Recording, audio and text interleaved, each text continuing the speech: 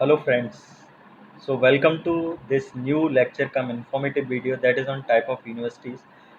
इस वीडियो हम देखेंगे कि जो इंडिया में यूनिवर्सिटी एग्जिस्ट करती हैं, जैसे आपका सेंट्रल यूनिवर्सिटी है, प्राइवेट यूनिवर्सिटीज़ हैं, डीम्ड यूनिवर्सिटी हैं, तो इनमें क्या डिफरेंसेस हैं, किस तरह से ऑपरेट होते हैं, इनके ऊपर किसका कंट्रोल होता है, किस तरह से एग्ज़ाम वगैरह के पैटर्न्स होते हैं और कौन इनको रेगुलेट करता है। तो आइए इस वीडियो हम वन बाई वन देखते हैं। यदि आप पूरा वीडियो देखेंगे तो I am sure that you will understand the differentiation between central university, private university, deemed university and state government universities. तो let us see one by one, सब देखते हैं। तो आइए वन बाई वन हम देखते हैं इसमें। आप देखेंगे कि मैंने यहाँ पे एक टेबल ड्रॉ की है और उस टेबल में देखेंगे कि रो में मैंने क्या दिखाया है, बेसिकली दिखाया है यूनिवर्सिटी, स्टेट यूनिवर्सिटी है, डीम्ड यूनिवर्सिटी है, सेंट्रल यूनिवर्सिटी है, प्राइवेट यूनिवर्सिटी है और ऑटोनोमस कॉलेज है। और यदि आप कॉलम में देखेंगे तो मैंने कुछ पैरामीटर दिखाए हैं जिनके बेसिस पर हम ये आइडेंटिफाई करेंगे कि ये यूनिवर्सिटी क्या होती हैं और किस तरह से इनकी फंक्शनिंग होती है। तो यदि हम पहला है स्टेब्लिश्ड बाई, दूसरा admission, exam, course curriculum, fees structure, affiliation और approvals, UGC approval, facility, degree and affiliation to college. तो इन सारे पैरामीटर की बेसिस पर हम ये आइडेंटिफाई करेंगे और डिफरेंशिएट करेंगे एक यूनिवर्सिटी को दूसरी। तो सबसे पहले हम बात करते हैं स्टेट यूनिवर्सिटीज़ की। यदि आप स्टेट यूनिवर्सिटीज़ की बात करें तो हर जगह स्टेट यूनिवर्सिटीज़ होती हैं और वो स्टेट यूनिवर्सिटीज़ को बेसिकली इस्टेब्लिश कौन करता है? स्टेट गवर्नमेंट इस्टेब्लिश करती है। उनकी जो टेक केयर करता है वो स्टेट गवर्नमेंट टेक केयर करती है। और आप देखोगे जो स्टेट यूनिवर्सिटीज़ होती हैं, इनका जो चांसलर होते हैं वो होते हैं गवर्नर ऑफ द स्टेट, है ना। जैसे एमपी में यदि बात करें तो ग्वालियर रीजन में जीवाजी यूनिवर्सिटी है, उसका जो चांसलर होंगे वो एमपी के गवर्नर हैं, वो होंगे। ठीक है। तो स्टेट गवर्न दूसरा इसका जो पैरामीटर है वो एडमिशन का है। यदि मैं बात कर रहा हूँ इसकी स्टेट आपके स्टेट यूनिवर्सिटी की, ठीक है। तो स्टेट यूनिवर्सिटी की हम बात कर रहे हैं। एडमिशन का प्रोसेस, तो ये खुद का अपना एडमिशन कंडक्ट कराते हैं, इनका खुद का एडमिशन क्राइटेरिया होता है। हाँ, स्टेट गवर्नमेंट से कॉलेज अफिलिएट होते हैं। जैसे यदि हम ग्वालियर रीजन की बात करें तो जीवाजी यूनिवर्सिटी, और जीवाजी यूनिवर्सिटी से आपके जैसे भिंड, मुरैना, शिवपुरी, दतिया, यहाँ के जितने कॉलेज हैं ये सारे जीवाजी यूनिवर्सिटी से अफिलिएटेड है।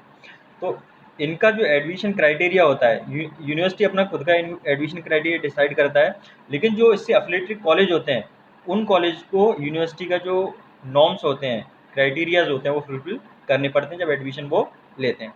इसी तरह एग्ज़ाम की बात करें तो ये जो यूनिवर्सिटी होती है, स्टेट यूनिवर्सिटी, ये खुद से अपना एग्ज़ाम की कैलेंडर डिसाइड करते हैं, डेट डिसाइड करते हैं, पैटर्न डिसाइड करते हैं। तो जैसे जीवाजी यूनिवर्सिटी के एग्जांपल के लिए आगरा में आगरा यूनिवर्सिटी है, बरकतुल्ला यूनिवर्सिटी, ये सब स्टेट गवर्नमेंट की यूनिवर्सिटीज़ हैं जिनसे आपके कॉलेज अफिलिएटेड होते हैं। अब यदि कोर्स करिकुलम की बात करें तो कोर्स करिकुलम भी यूनिवर्सिटी खुद से डिसाइड करते हैं। इनकी खुद का एक बोर्ड ऑफ स्टडीज़ का मीटिंग होता है, उसमें कोर्स करिकुलम डिसाइड होता है और ये कोर्स करिकुलम को चेंज करने के लिए इनके पास फ्रीडम रहता है। ऐसा नहीं कि इनको कोर्स करिकुलम चेंज करने के लिए कहीं से अप्रूवल लेना पड़ता हो। ठीक है। फ़ीस स्ट्रक्चर जनरली ये खुद डिसाइड करते हैं, लेकिन इनका जो फ़ीस स्ट्रक्चर डिसाइड होता है, इनको कहीं न कहीं स्टेट गवर्नमेंट के पैरेलली या स्टेट गवर्नमेंट की कंसेंट से ही फ़ी का जो कम ज़्यादा करना पड़ता है। और एक तरह से हम बोलें कि जो फ़ी स्ट्रक्चर का जो डिसीजन है वो कहीं न कहीं स्टेट गवर्नमेंट से इन्फ्लुएंस होता है, उनका जो कंसर्न मिनिस्ट्री है उससे इन्फ्लुएंस होता है।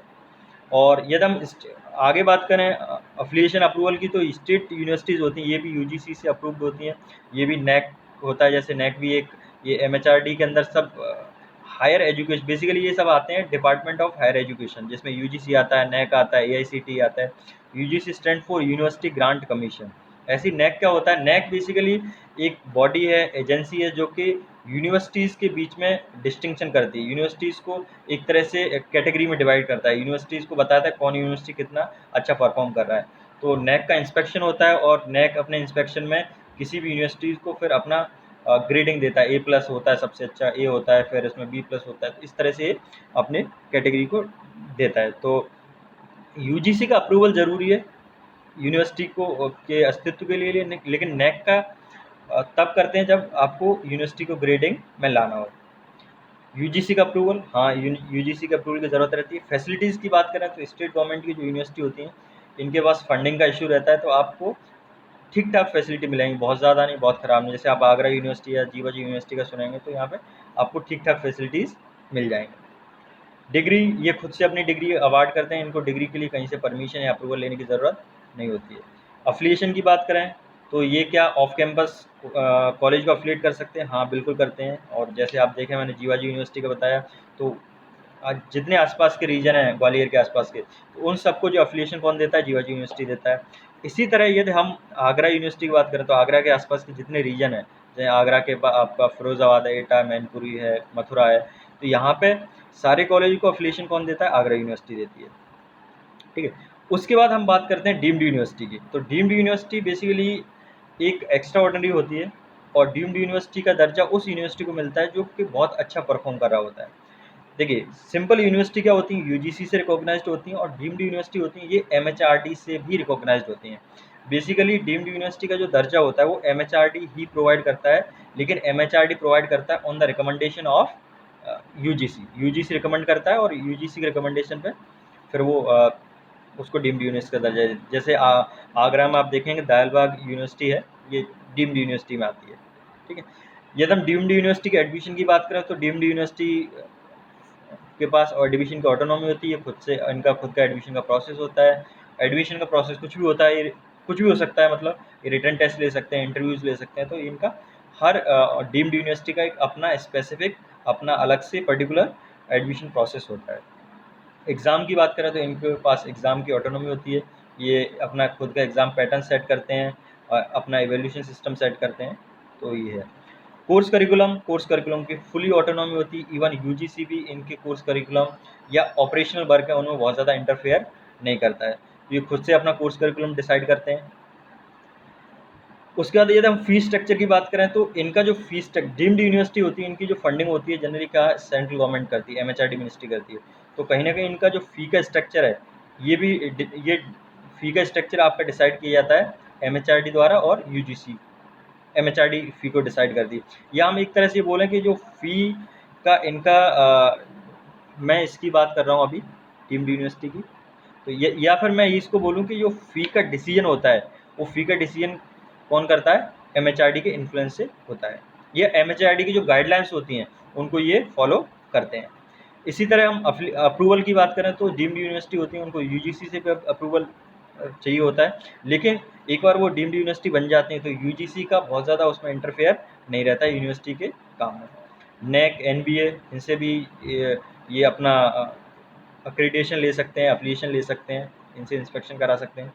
यूजीसी का अप्रूवल की बिल्कुल ज़रूरत है, चाहे कोई भी यूनिवर्सिटी हो, स्टेट यूनिवर्सिटी हो, डीम्ड यूनिवर्सिटी हो, सेंट्रल यूनिवर्सिटी हो, सबको यूजीसी का अप्रूवल तो प्राइमरी चीज़ है ही, लेना ही पड़ेगा।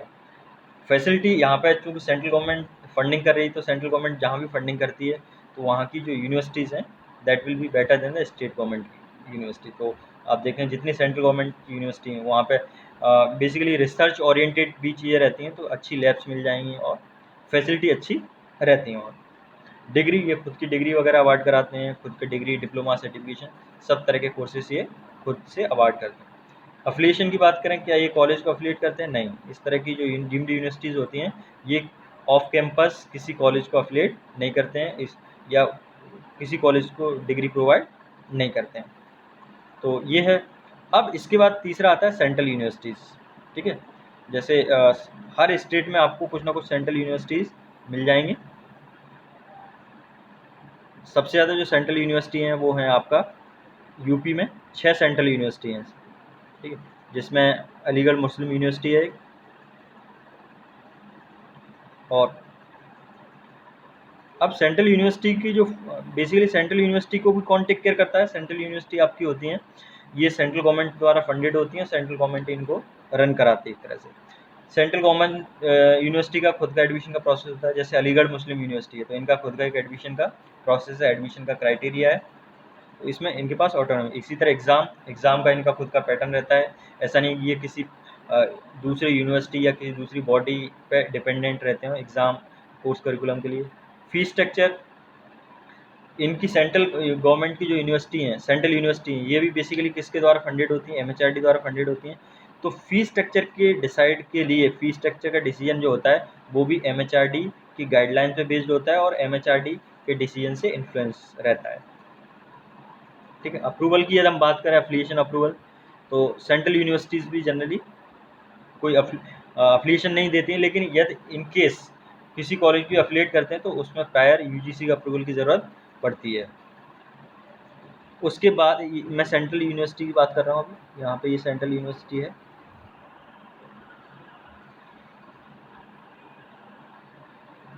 ठीक।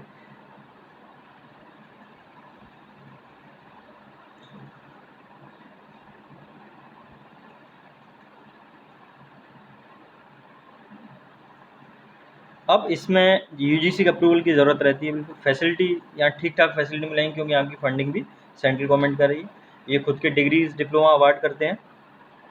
अफिलिएशन की बात करें तो ये अफिलिएशन नहीं देते हैं, कि बाहर किसी कॉलेज वगैरह को अफिलिएट नहीं करते हैं।